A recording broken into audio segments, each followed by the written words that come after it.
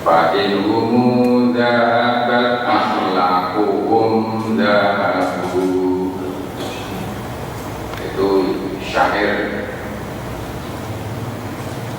yang dikumandangkan di pesantren-pesantren salafi kuno. Ada baharnya, bahar itu semacam iramanya.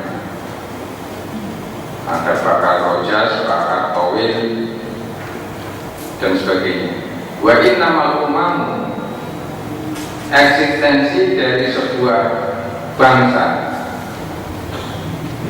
akhlaqu mabadiyah, ketika akhlaknya itu masih kokoh, ketika masih berakhlak. Eksistensi sebuah bangsa, eksistensi sebuah masyarakat, suatu manusia, ketika masih nilai-nilai akhlaknya masih sangat kental. Fa'in humu dhahabat, ketika akhlak itu sudah lenyap.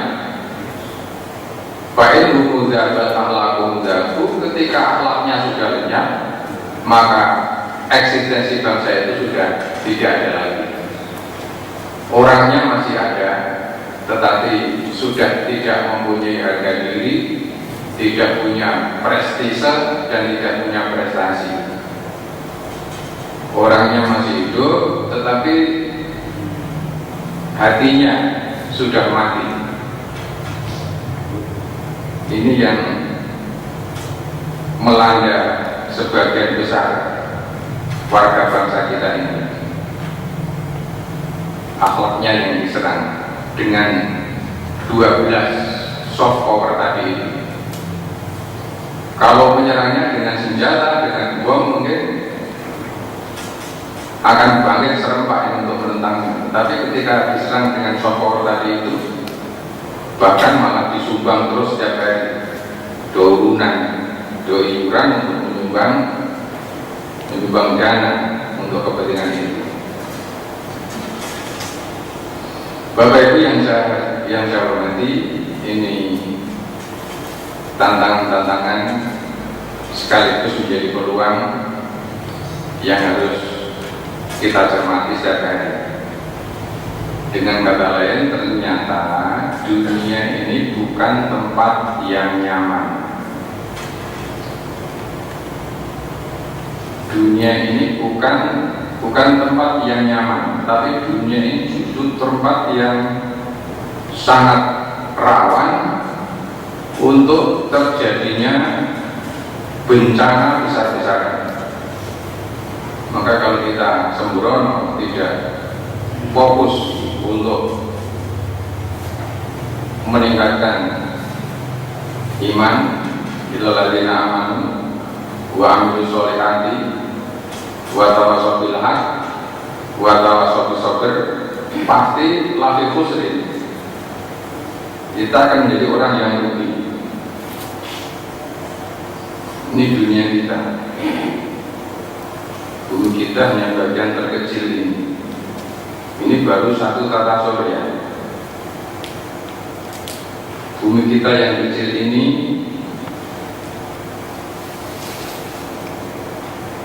ternyata, kenapa saya katakan bahwa dunia bukan tempat yang aman? Planet-planet ini semuanya lari mengitari matahari. Kemudian matahari yang dikitari oleh planet-planet itu juga berputar mengitari planet yang lebih besar lagi.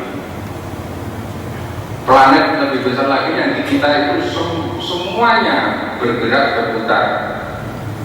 Ibaratnya seperti orang yang sedang tawaf. Tawaf jagat raya. Dan mereka sami'na wa ta'na, sing rada ngeyel manusia. Ini tergabung dalam galaksi yang berhadiah ini, bumi dan rembulan. Buminya berrotasi, berputar pada porosnya. Kemudian bulannya mengitari bumi dan bulan ini lari mengitari matahari ini, sehingga membuat yang namanya revolusi, rotasi dan revolusi. Untuk ketika satu putaran revolusi itulah 1 tahun, pergantian tahun. Ketika satu putaran rotasi itulah pergantian siang dan malam. Ini bagian yang terkena sinar matahari ini yang siang, yang di sini malam, yang gelap ini, yang ini siang. Dan ini berputar terus, tidak pernah berhenti. Perhatikan ini. Saat ini kita saat ini siang malam, siang dan malam berputar terus. Kemudian bumi yang mengitari matahari, bulan yang mengitari bumi ini, bumi dan planet yang lain tadi juga mengitari planet yang lebih besar lagi. Kecepatan bumi mengitari matahari ini, kecepatannya 200 km per detik. Ini kecepatannya 200 km per detik, sehingga nanti kalau genap 1 putaran maka menjadi 1 tahun. Ini kan rawan bencana. Itu kalau berhenti mendadak kan sudah tamat kabeh. Boleh bodoh tak? Arah-arah tak sendiri nopo. Boleh jadi jenderal, boleh jadi presiden, boleh jadi menteri, ini pun remuk begini pun puput aja bikin nopo. Masya Allah. Ternyata dunia bukan tempat yang aman. Apa tempat yang aman? Ya akhirat nanti. Semua tawaf untuk semuanya ini adalah pekerjaannya adalah bertasbih kepada Allah. Yusabbihu lahu ma fis samawati wa ma fil ardi. Mereka bertasbih mensucikan Allah Subhanahu wa taala.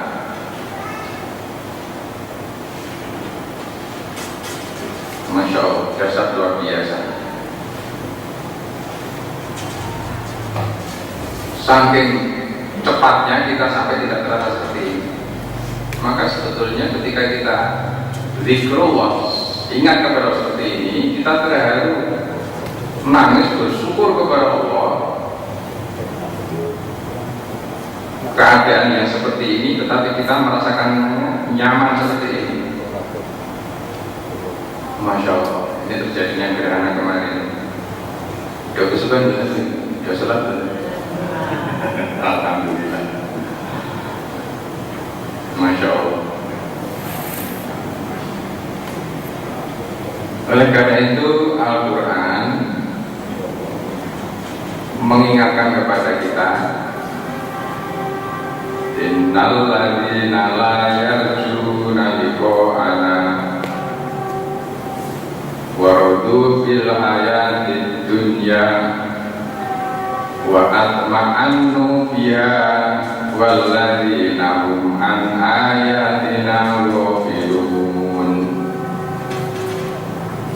Orang yang hidup di ujung bahaya, di ujung bencana yang terdahsyat, tiba-tiba dia radu bil hayatid dunya wa atma'annu biha.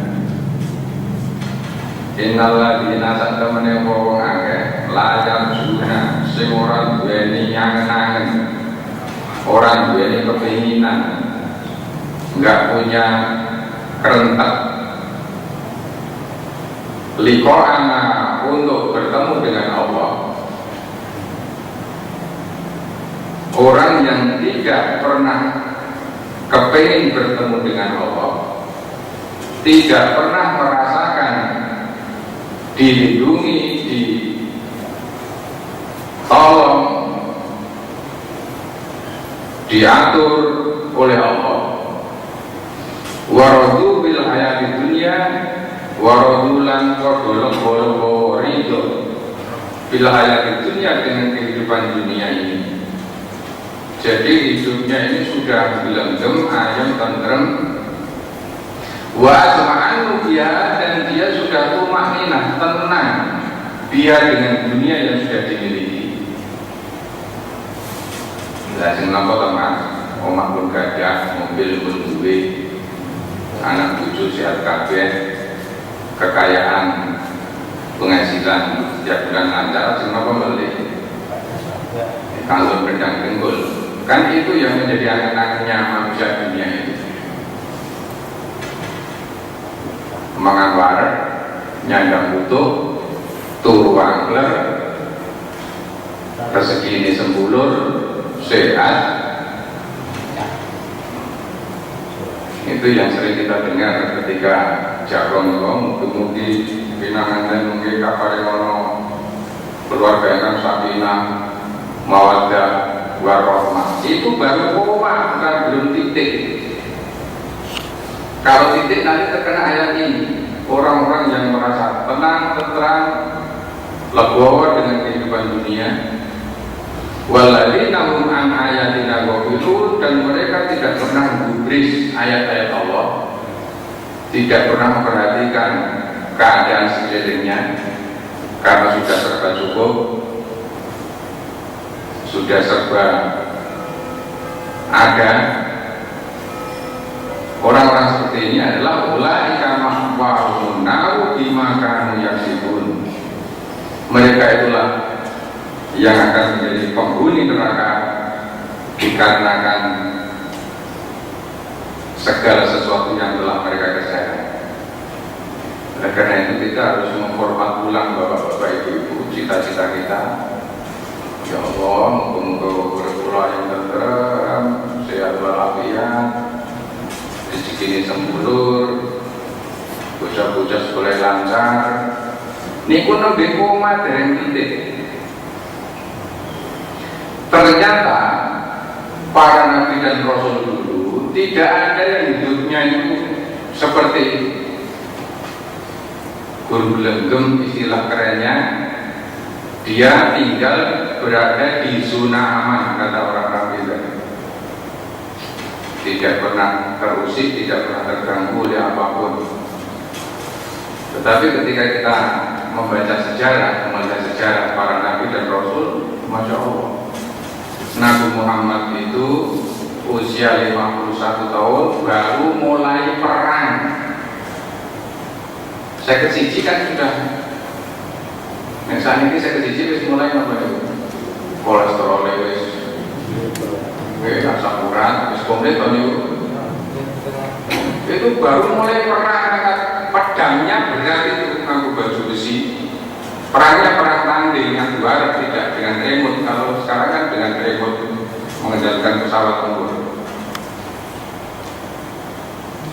Nah, angen-angen orang-orang sekarang kan usia segitu tuh wis pensiun, berpendang dengkul, seminggu dengan anaknya di Surabaya, seminggu di anaknya di Jakarta, seminggu di anaknya sini Semarang. Ngoten to? Karepe sinten niku?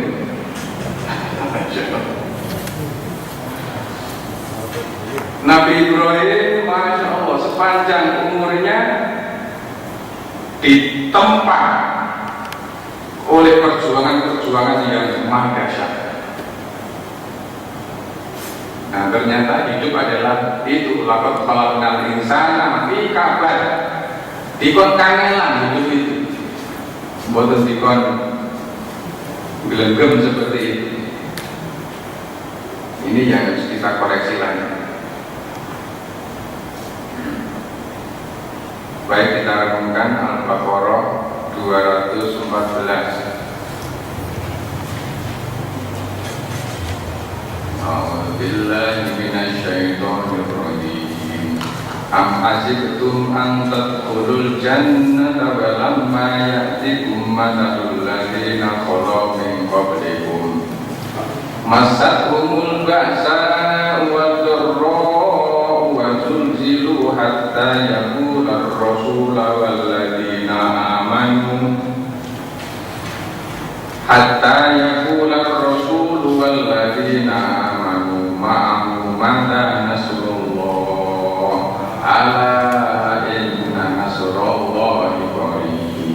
Ibu.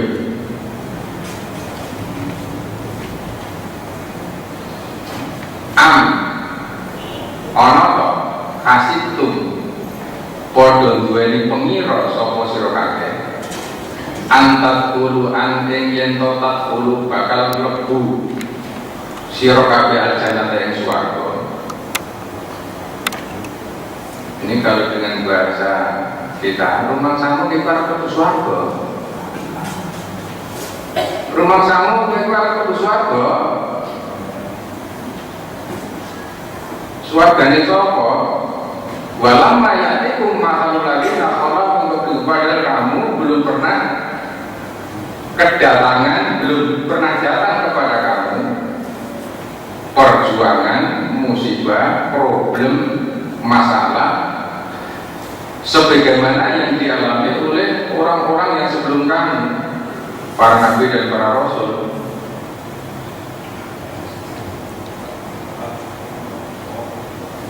Kanjeng Nabi ketika lahir sudah nggak punya ayah, balitanya tidak dengan ibunya, ketemu ibunya sebentar, ibunya meninggal dunia. Itu al-ba'sa wad-dharra. Nabi Ibrahim ketika dalam kandungan sudah terancam mau dibunuh oleh raja, karena kalau ada wanita hamil diawasi, kalau lahir laki-laki dibunuh. Sampai tua tidak luput dari problem masalah. Masadhum, mereka menimpa kepada mereka al-ba'sa wad-dharra, kesulitan hidup, kepahitan hidup, liku-liku hidupan, problem yang sangat dasar. Wa zulzilu, sampai mereka goncang hampir putus asa. Hatta yaqula Rasulullah walladzina mau, sampai mereka sambat, mata Rasulullah, kapan pertolongan Allah datang? Hidup kita sepanjang umur selalu ditimpa oleh masalah demi masalah, musibah demi musibah.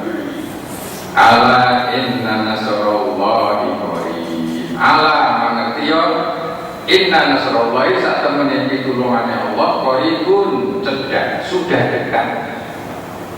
Pertolongan Allah sudah dekat. Kapan datangnya pertolongan Allah? Yaitu ketika tawaffatul malaikat. Artinya penderitaan hidup dunia itu hanya sebentar. Kalau selama hidup orang itu tidak luput dari masalah demi masalah, itu pun hanya sebentar. Bandingkan dengan sehari akhirat yang sama dengan 50.000 tahun dunia, kan nggak ada apa-apanya kalau hanya menderita 60 tahun. Padahal itu bukan penderitaan kalau dinikmati dengan cepat-cepat dikembalikan kepada Allah Subhanahu wa Ta'ala. Bapak Ibu yang saya hormati, artinya kalau kita di dalam kehidupan kita selalu disertai dengan problem, dengan masalah, dengan kesulitan kehidupan, dengan kepahitan dan sebagainya, mudah-mudahan ini termasuk salah satu syarat rukunnya untuk masuk surga ini. Rumah samu kita lebih swarga, am hasil cuma anak ulu jannah. Walamma ya'tikum mathul ladina khalaqu, padahal kamu belum pernah mengalami seperti yang dialami oleh orang-orang sebelum kamu. Masadhumul ba'sa wad-dharra, mereka selalu menghadapi, mengalami kesulitan, masalah, ujian. Bahkan Nabi Ibrahim seorang diri bermusuhan dengan kaum Sanagoro untuk menegakkan tauhid. Demikian juga Rasulullah SAW. Kita kan paling berdirasani kayak kira umum koyo tanggane, hanya begitu kan, nggak ada apa-apanya. Tapi kita sudah goncang, sudah menyerah. Masya Allah. Bapak Ibu yang saya hormati, ternyata hidupnya para Rasul, para Nabi kebahagiaan hidup mereka bukan ketika mereka hidupnya tanpa masalah, tetapi justru ketika mereka menghadapi ujian demi ujian, masalah demi masalah, para nabi dan para rasul itu justru menjadi orang-orang pilihan, mendapatkan gelar Khalilullah, mendapatkan gelar Habibullah, mendapatkan gelar Abdullah, hamba Allah. Oleh karena itu ada yang menyatakan bahwa al-hayatu aqidatun wa jihadun.